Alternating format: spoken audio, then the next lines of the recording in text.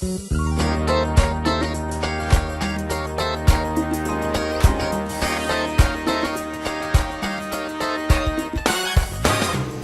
welcome to the Peet and Reet Show. Today, Naturally Healthy in Niagara Falls. And who better to be with than Dr. Gifford-Jones? We're talking about health, right? Oh, fitness, health, he knows it all. Welcome. I hope so. Now, he's a young guy, right? Oh, yeah, absolutely. Just turned 92 years old. Wow. Congratulations. And still moving around. Yeah, no kidding. That was a surprise. We thought, you know, what's in, I mean, you look amazing. I can walk. You know. You can walk. And that's your hair? And his own teeth. Unbelievable.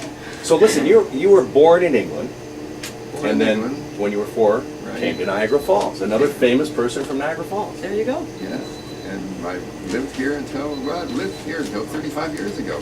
Wow. And loved Niagara Falls. Had a great time here. Saw a lot of good patients, and you know, with a lot of regret that I moved to Toronto. But I was offered a teaching job at the University of Toronto to teach surgery, and it was a good move. Wow. So now you've got a whole bunch of schooling, and the list just keeps going and on and on and on. You started at Toronto University, right? I took a BA at Toronto, and then I took an MD at Harvard. And after that, I went to the University of Rochester for a year of general surgery. At Strong Memorial, right? Strong Memorial. And then to McGill at Montreal General for another year of surgery. Then I became a family doctor with Dr. Jameson here in Niagara Falls.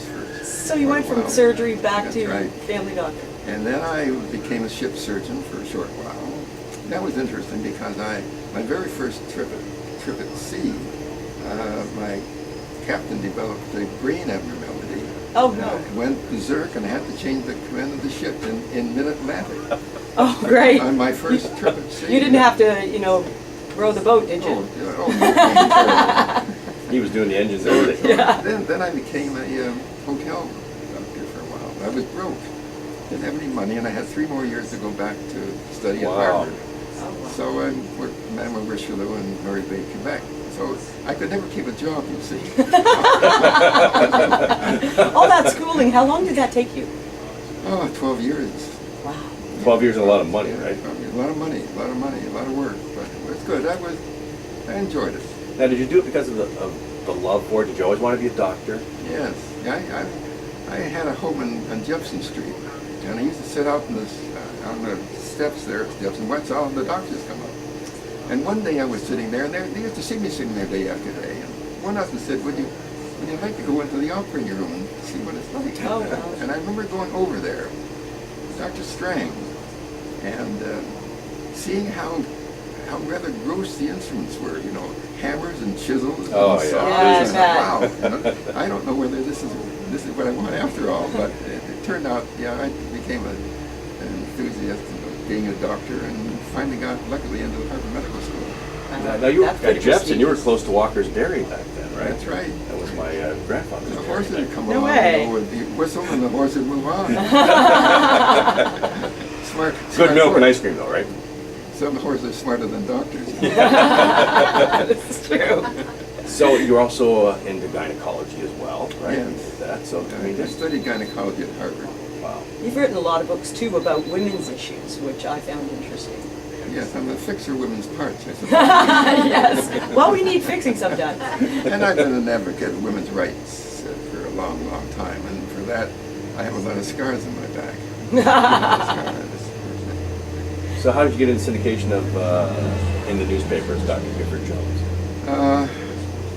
That was about, years and years ago, 59 years ago. I came home one night, and we were living in an apartment on Stamford Street, and didn't have any patients at the time. And I pulled out a little table and started writing. And Susan, my wife, after about an hour, said, "What are you doing?" "I'm writing a book." She burst out laughing and said, "You're going to do what?" And the reason she did that was because I had no training in journalism at all. And I married a woman who had 4 years of English major in me. And she knew I had no idea how to write a book. And she was right. Because for about 15 publishers I got turned down. Not good for the psyche. Yeah, exactly. But I was walking across the campus of the University of Toronto, and having picked up a manuscript once again rejected. And I looked over, and there was the University of Toronto Press. And I wonder if I got the gall to go in there, because, they were basically university books. Right. And I caught the director of the press at a good time.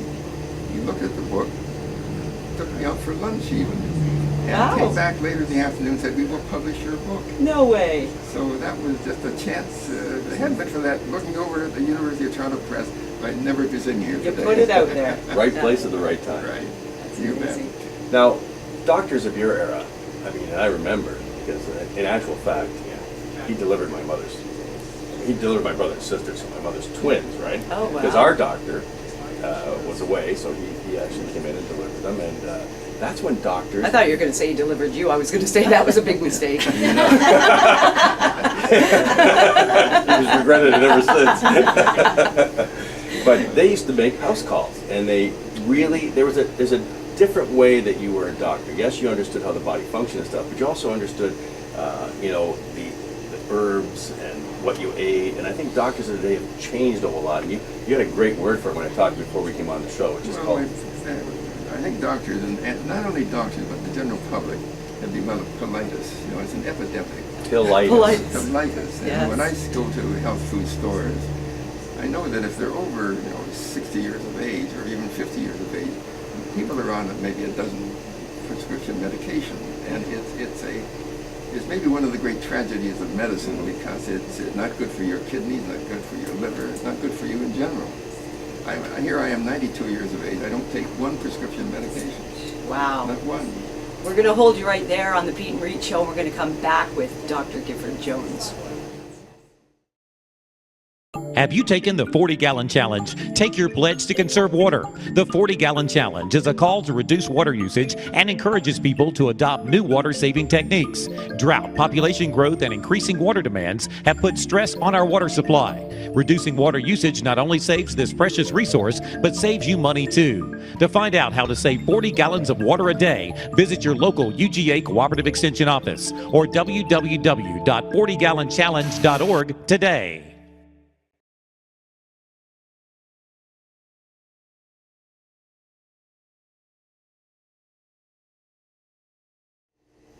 Welcome back to the Peet and Reet Show, and actually, you call this a life or death show, right? Yeah, It could, definitely. Early death, but if you listen to Dr. Gifford-Jones... You'll live a long, long life. Yeah. So let's get back to talking about doctors currently and the pharmaceutical companies and what's going on in that industry. And you called it pillology. Is it pillology? Colitis. Colitis. Bad case Colitis. of colitis. Pills. Medicine was supposed to be something that brought us back to baseline, right? And then we're supposed to take care of ourselves how outside of that. Correct? Well, the most important thing is lead a good lifestyle. It's been said that fools try the end of life, but intelligent people do it at the beginning of life. And there's a great big difference between medicine and religion. I can be a scoundrel all my life and go up to the pearly gates and say, "I'm sorry, Lord, and I'm forgiven." Yeah. There's no loving God in medicine. What you sow, you reap. Put in, yeah, exactly. And so you've got to start to develop a sound lifestyle early in life and follow it through. No pills, exercise, and so forth. But it's a tough thing to do because, everywhere you go, take this, it'll help you with that. Take this on television, look on a billboard. Everything is about taking pills, right? You don't feel good, you go to the doctor, they give you a pill. You've been programmed by Madison Avenue. Mm-hmm. Madison Avenue. I love your analogies. So you've got doctors who are trained by hospitals that are backed by pharmaceutical companies. And I'm not saying pharmaceutical companies are a bad thing, because they have their place. And when you're really sick, you need medication, but we're over-medicated. Tremendously over-medicated, and it's not good for your physiology.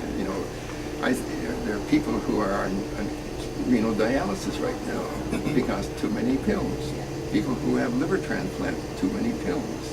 So it's a sickness of our society that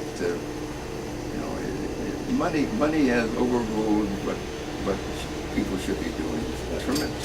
Tremendous amounts of advertising on the programs at night, telling you take this, take that, and you ought to say no. Yeah, exactly. You've written columns, lots of columns. You have your own. And I've read a few articles on there, and I find some of this stuff really, really fascinating. Like when you talk about vitamin C and women's issues and arthritis, and you have, I love the insight. And I love the simplicity of your column too, because I actually understand it. When you go to the doctor, I find you have no idea what the heck they're telling you. They're spouting off all these words that are, 18 letters long, and you have no idea what they're saying. So I really like that column. Can you explain how you got into doing that? Well, I decided I wanted to write a book, and then I decided after several years, the University of Toronto Press said, you got to write a column, get experience doing that. And I kept putting it off because after all, writing 700 words every week is not easy. I've been doing that now for 41 years. 700 words go out every Monday morning, so that it means a lot of work, and I didn't want to get involved with that, but finally did. And I guess over the years I've developed a folksy style, and people can understand what I write. And I'll never get the Nobel Prize in writing, but I get a lot of nice letters from readers all over the country, because we reach 7 million people now.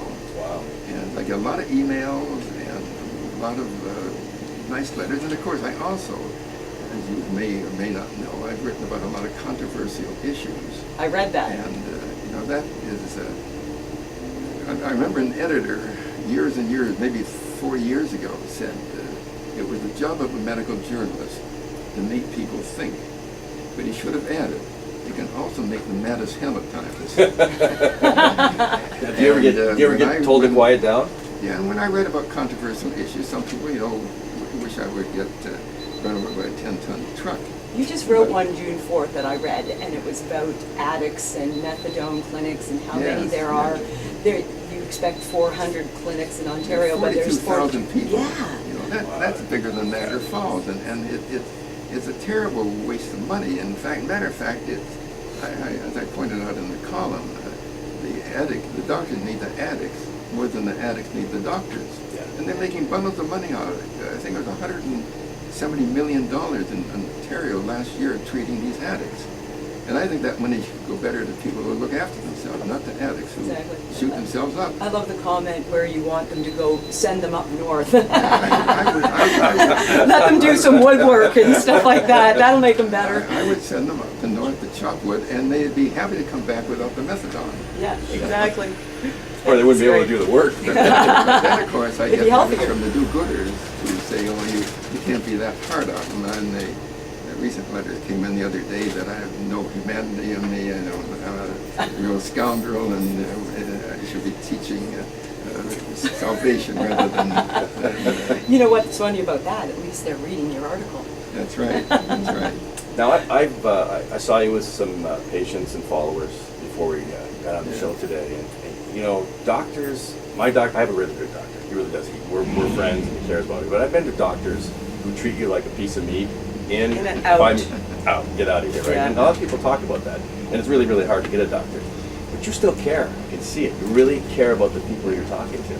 I never had the 3-minute interview. That's what happened. I'm going to hold you up there, and you can answer Pete's question when we come back. Perfect. On the Peet and Reet Show. One of my biggest passions in life is animals. That's why I've worked with Morris Animal Foundation for over 40 years. Morris Animal Foundation is a world leader in helping animals live longer, healthier lives. You can too. Just show your support at morrisanimalfoundation.org. To help cats, dogs, horses, and wildlife live healthier lives, visit morrisanimalfoundation.org, where we are advancing science that will create a healthier tomorrow for animals. And welcome back. We're at Naturally Healthy in Niagara Falls. It's always good to be on location, right? It is. And if you're looking for us, we're not live. We're coming down to get some great products. Corner of Dorchester and Thorlstone Road, right next to 7-Eleven in Niagara Falls. Keep Canada. yourself healthy. Yeah, keep yourself healthy. And we're going to talk about one of the great products he's put together. They sell it sitting right behind us here, Yeah. so we'll talk about that in a bit. Now, let's get into physicals. Because back when you had, I go for my physical now. I'm probably done in about 5-6 minutes. I come up with a piece of paper and I go and gets stuck. They don't make you cough? No, there's no more coughing to the left anymore. No? No, there's none of that anymore. How long did it take you to do a physical any day? We just have about a half an hour when we first see it, for the first visit. Then after that, maybe 10 or 15 minutes. Yeah. But medicine has become a bit of a conveyor belt, and people hardly have a chance to say hello and goodbye. Why do you think that is? Well, the pressures of money, you know, the doctors' overheads are high these days.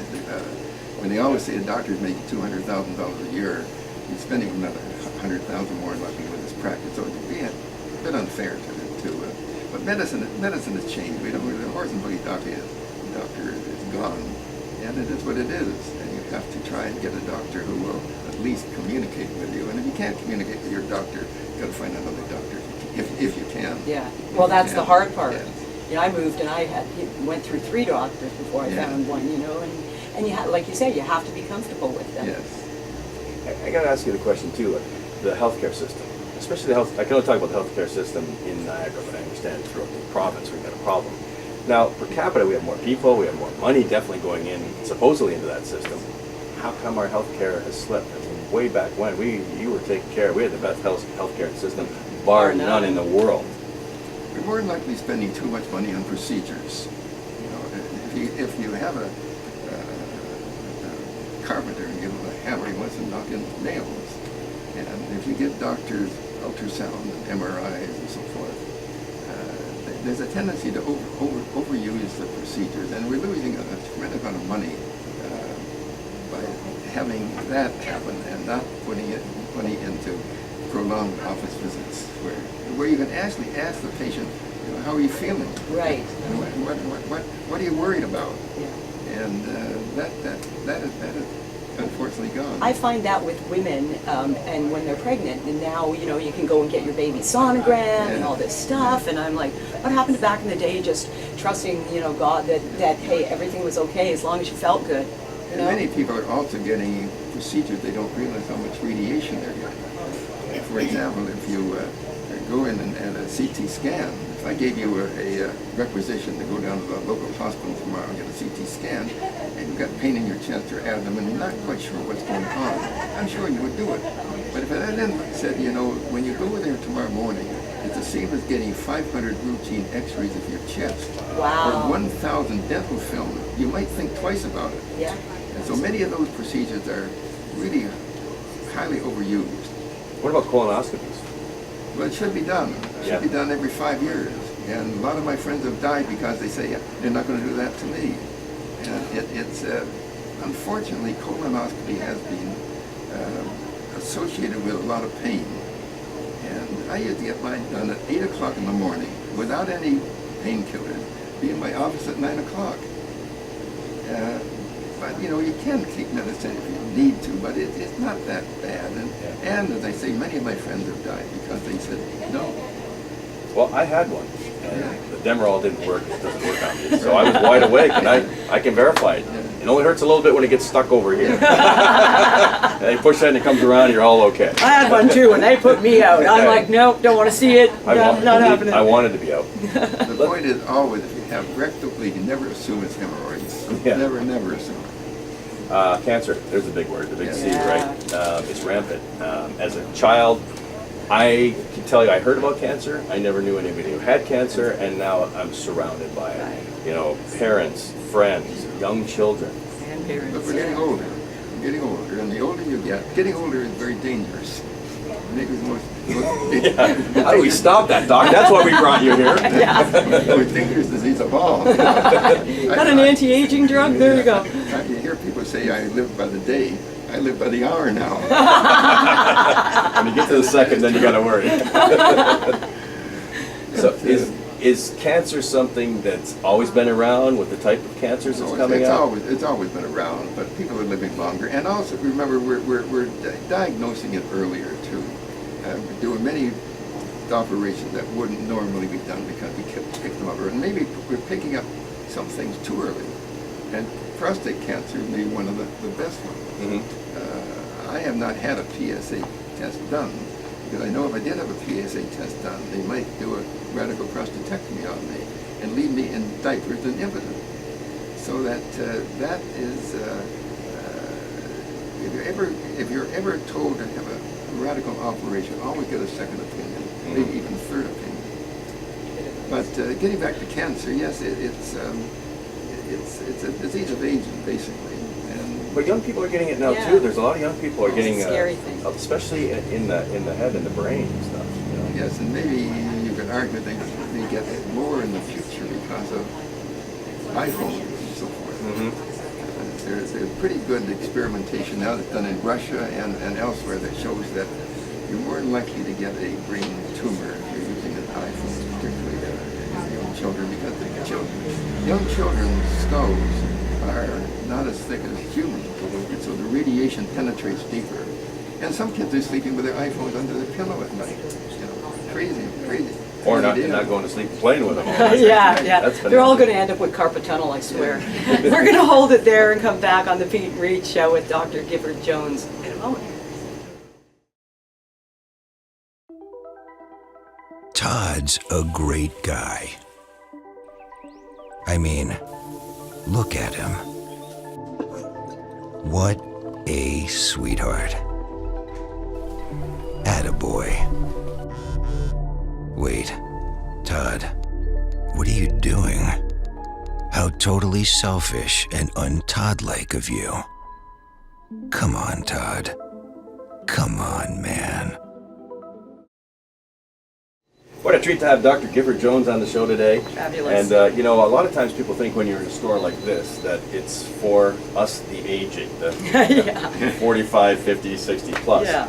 But it's not true, right? It's something that young people should start doing, right? Well, young people should get more used to a health food store and get rid of that colitis. Yeah, get rid of pillitis. And you know, the one thing about a health food store, anyone can walk through that door and no one's going to die. You go into a doctor's office to get a prescription. Every year, 100,000 people in North America die from a prescription-related drug. And another 700,000 go to the emergency because of untoward consequences. So that really natural medicines, I got involved in natural medicine years ago when I realized that you could take things like magnesium and correct an irregular heart rate, and vitamin C for certain things, and vitamin B, so that the frame set of people in younger generations should go to your health food store and see what's available.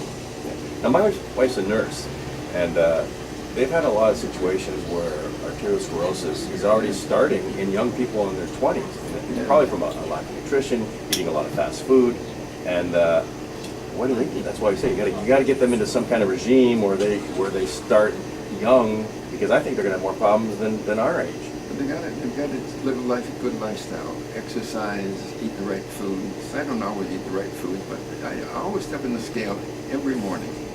And I know that no one is going to say to me, you're getting, all of a sudden your clothes are getting tight.